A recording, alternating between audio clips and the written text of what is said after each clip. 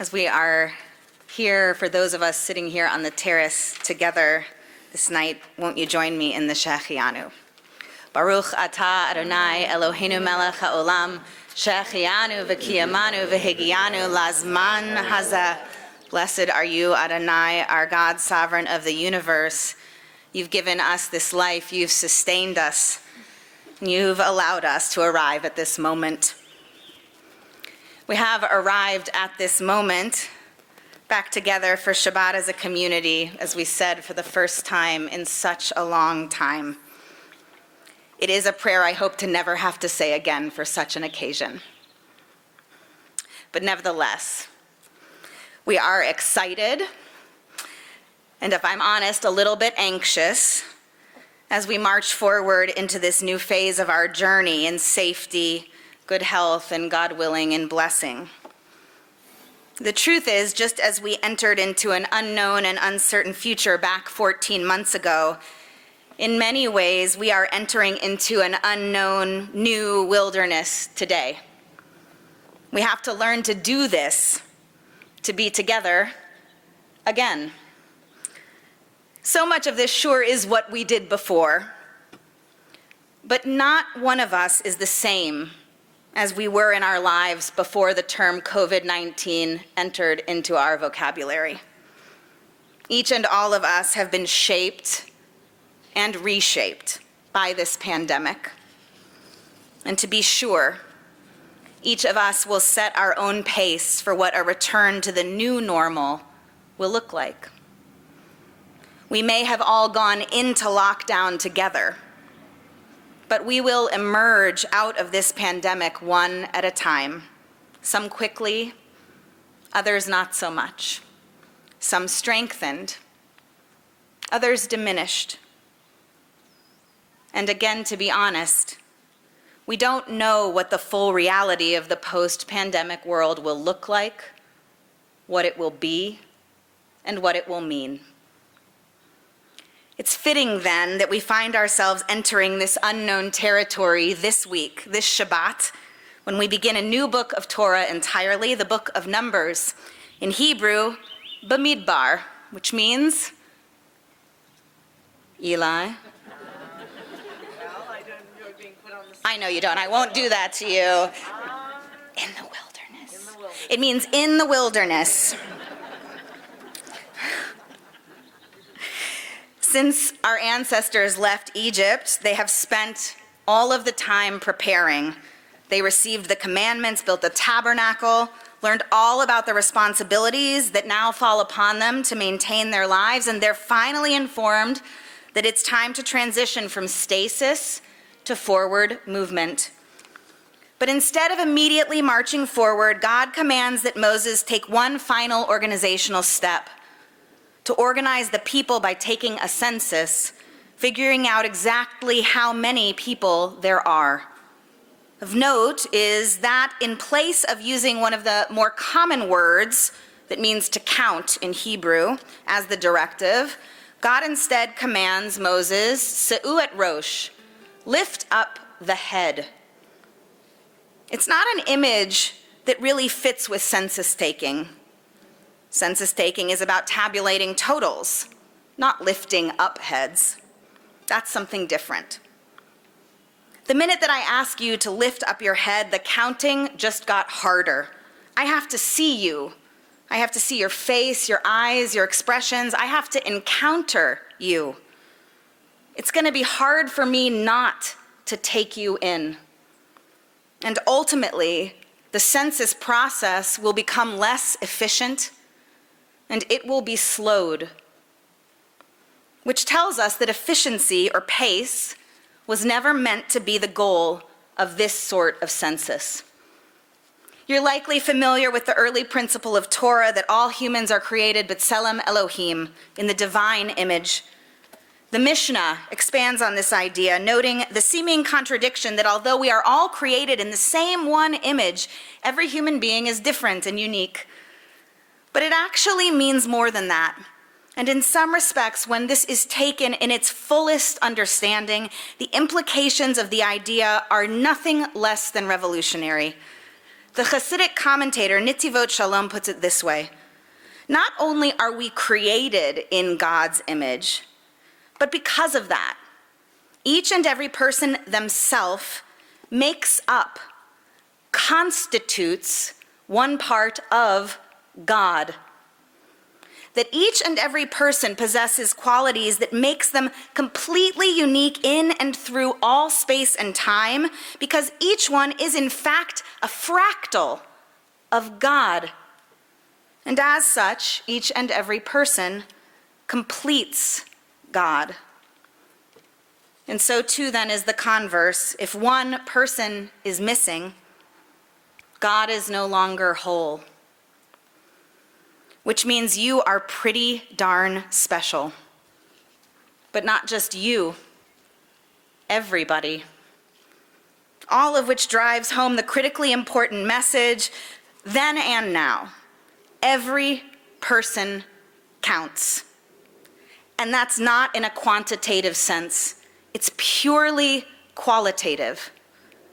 It's no surprise then to see that this is exactly why God instructs Moses to take a census framed around the notion of lifting up the head, of seeing each and every person, because each life is a world to itself, in which each person is charged to see themselves as if each act they take as an individual holds the power to change the fate of everything in one direction or the other.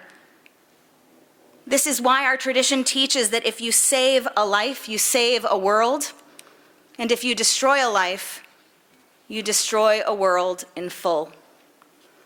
But here's the twist.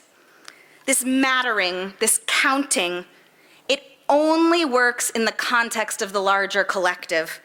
This value placed on the uniqueness of each and every person stands in direct contrast to our Western 21st century sensibilities that equate uniqueness with entitlement.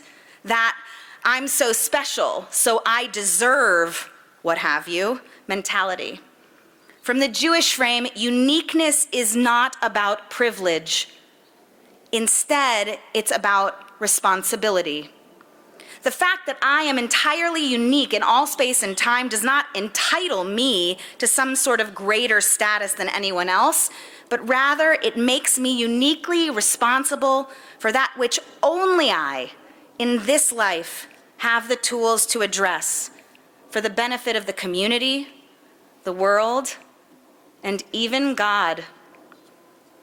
But the Nitzivot Shalom brings the teaching back to a more practical, down-to-earth framework, because they know it's going to get a little intense for people. So they teach, an individual cannot be whole alone.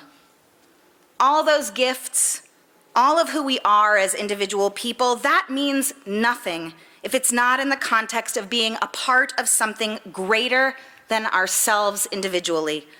Understanding ourselves as necessary to the fate of something beyond ourselves.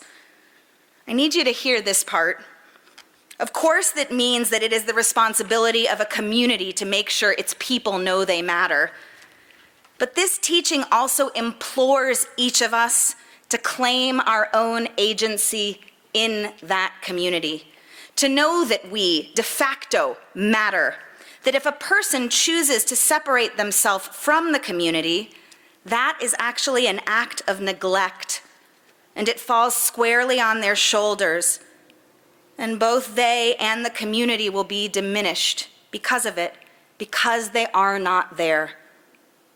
And in that comes the mutual responsibility that's critical to being a part of any sacred community, respect and inclusion for each and every person, in a way that enables each person's uniqueness to be honored and included for the sake of the larger whole.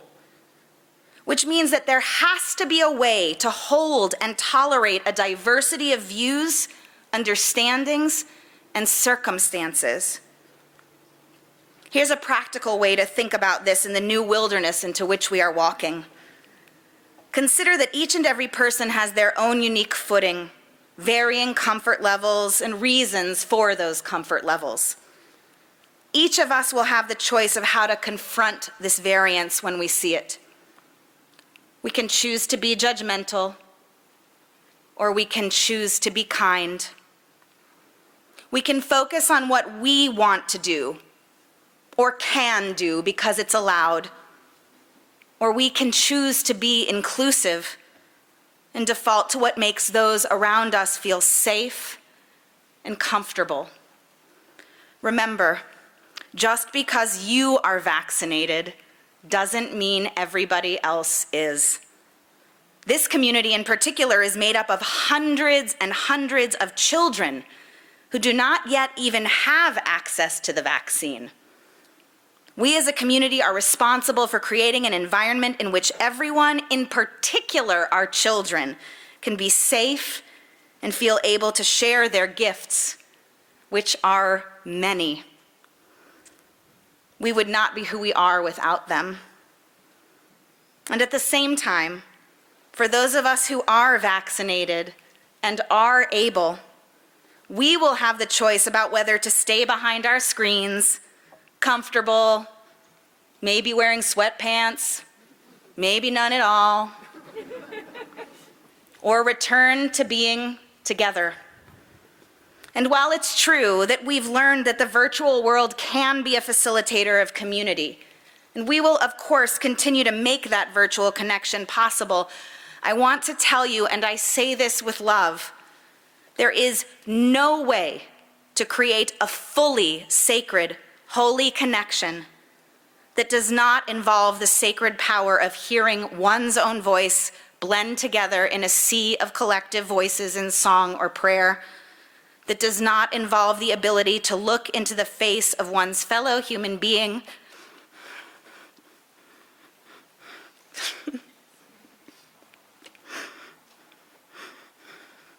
eye to eye, with no filter.